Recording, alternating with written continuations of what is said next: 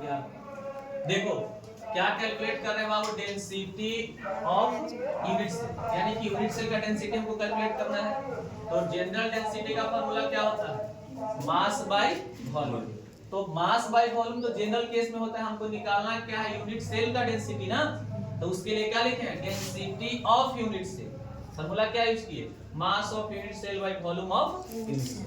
अब देखो यहां से हम लिख रहे हैं क्या, मास ऑफ यूनिट सेल, तो उसके लिए क्या फार्मूला यूज करना है, number of atom eight per unit cell, यानी एक यूनिट सेल में परमाणु की संख्या, ठीक है। और यहाँ लिखे हैं मास ऑफ वन एटम, यानी एक परमाणु का क्या, द्रव्यमान, ठीक है। अब देखो तो हम सबसे पहले निकालेंगे एक परमाणु का द्रव्यमान। तो एक परमाणु का द्रव्यमान के लिए क्या फॉर्मूला यूज होता है, मास, एटॉमिक मास बाय क्या, एटॉमिक क्या लिखा हुआ है, एवोगाड्रो नंबर।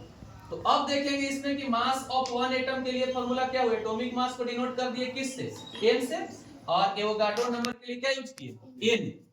अब देखो तो मास ऑफ यूनिट सेल निकालने के लिए क्या यूज करेंगे, number of atom eight per unit cell के लिए क्या डिनोट किया गया है, z, और उसके बाद m बटा क्या हो गया, n। अब निकाल लिए वॉल्यूम ऑफ यूनिट सेल, उसके लिए फार्मूला क्या होगा, साइड क्यू मतलब कि a क्यू। उस हिसाब से चलेंगे तो देखिए तो डेंसिटी के लिए d यूज कर दिए, फिर लिख दिए z, ये तुम्हारा क्या है, z गुने m बटा na का मतलब क्या है, मास ऑफ यूनिट सेल है, और aq का मतलब क्या है, वॉल्यूम ऑफ यूनिट सेल। इसको सोल्व किया क्या मिला, d बराबर z गुने m बटा na गुने aq। d का मतलब क्या है, डेंसिटी, m का मतलब क्या है, एटॉमिक मास, z का मतलब क्या है, नंबर ऑफ एटम। तो क्या एसीसी के लिए 1, बीसीसी के लिए 2, एफसीसी के लिए 4, और Na का मान क्या होगा 6.0222 गुने 10 के पावर 23 का।